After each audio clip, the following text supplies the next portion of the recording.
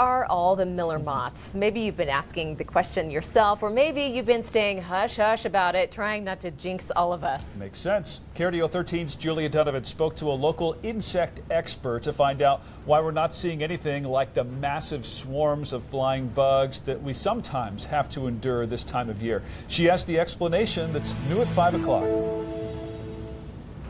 This year does seem to be a below average year. It appears that there may be significantly less moths this year. Colorado State entomologist Lisa Mason believes less moths survived their trek back to the Great Plains last fall to lay eggs due to the early winter weather the high country dealt with, which is why there are now less new moths heading to the mountains this spring. Their migration is really impressive. It's a long journey for the little guys. Like those tiny little moths. That is really impressive. They tend to stop here in the plentiful Front Range before making their way to the Rockies. We irrigate our landscapes and there's lots of flowers blooming. I'm told the entire migration tends to take a little over a month, usually from around mid-May to mid-June. While there may be less this year, the weather patterns have also lent themselves to a more gradual migration, possibly causing the moths to stay longer. I don't anticipate like a huge influx or anything. And with this cool rainy weather, we're probably going to see them for a little while longer, but just not in the significant numbers that we've seen them in past years.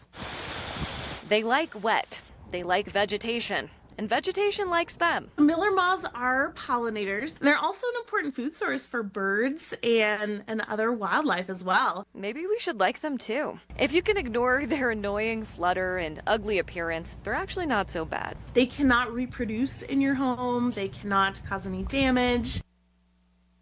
All right, so while you probably won't see a swarm of those guys this year, you'll likely still see a few. Lisa said if you can't bring yourself to appreciate them, you can try sealing up the entryways to your home, reducing outdoor lighting, or putting a tub of soapy water under a light to attract and drown them. Oh, yeah. We remember that from 2 years ago. It was nuts. Yeah.